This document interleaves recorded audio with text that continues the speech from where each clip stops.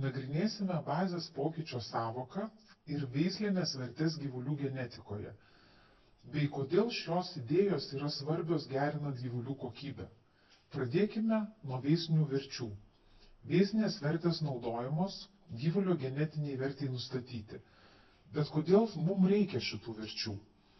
Jos padeda mums nustatyti, ar gyvulys gali susilaukti palikuonių, kurie bus geresni nei jis pats. Veislinės vertės yra teigiamas arba neigiamas nukrypimas nuo nulio, leidžiantis mums vykdyti genetinę pažangą norimą kryptimi. Jei mes norime aukštesnių gyvulių, daugiau produkcijos ar geresnio vaisingumo, mes galime veisti siekdami šitų tikslų. Svarbu prisiminti, kad neigiamos vertės nebūtinai yra blogos. Įsivaizduokime, kad vairuojame automobilį be atbulinės pavaros. Tai būtų tikrai problema. Neigiamos vertės leidžia mums judėti atgal arba prisitaikyti atsižvelgiant į mūsų individualius poreikius. Tai kaip mes sužinome, kaip nustatyti veislines vertes? Tam yra reikalingas nulinis taškas. Tai yra vidutinis produktyvumo našumo lygis ir kiekviena šalis ar įmonė nusprendžia, kas tai yra, remdamasi savo pagrindinę populiaciją. Jungtinėse Amerikos valstijose pagrindinė populiacija sudaryta iš karvių gimusių 2015 metais. Šios karvės dabar duoda pieną ir jų požymiai nustato nulinį tašką įvairiem kitiem požymiam. Pavyzdžiui, vidutinė Holšteinų pieno produkcija karvėm gimusiom 2015 metais yra 11 583 kg pieno. Kitiem požymiam, tokiem kaip riebalų kiekis, baltymų kiekis ar ilgamžiškumas, jų vidurkiai taip pat yra nustatyti pagal 2015 metais gimusias karves. Kai kalbame apie vaisingumą, situacija tampa šiek tiek sudėtingesnė. Holšteinų karvėm gimusiom 2015 metais vidutinis dukterų vaisingumas buvo 31,2 %. Tai tampa nuliniu lygiu šiam požymiui. Ilgainiui, kai veisimas tęsiasi, genetinė pažanga vyksta kiekvienoje kartoje.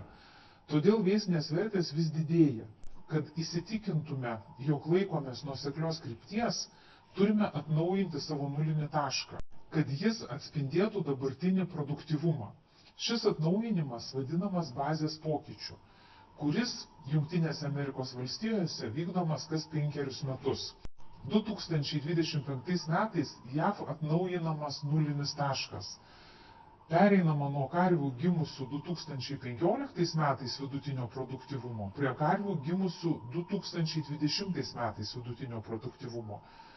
Karvės genetiškai yra pranašesnės, jos pasiekia geresnių rezultatų nei tos, kurios gimė 2015. Dėl to vidutinis našumo lygis pakyla. Kai tai įvyksta, veislinės vertės sumažėja, nes genetinė pažanga yra teigiama. Paprasčiau sakant, buliaus veislinė vertė gali sumažėti, nes dabar jis lyginamas su geresnė populiacija.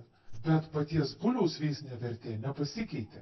Tačiau populiacija aplink jį pasikeitė. JAV pieno taryba pateikė tikėtinus pokyčius karvių veisliai pagal nacionalinius požymius, o veislių asociacijos tą patį daro dėl tipinių požymių. Svarbu suprasti, kad jei veislinės vertės sumažėja, tai yra pažangos ženklas. Pavyzdžiui, jei veislinė vertė pieno sumažėja, tai iš tiesų reiškia, kad karvės tobulėja pieno gamyboje. Kai kurie požymiai, kaip veršiavimosi lengvumas, pagerėja esant mažesniems vertėms.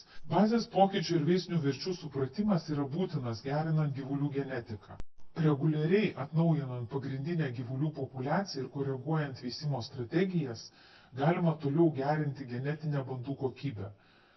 Ačiū, kad žiūrėjote. Veiskime pažangiai.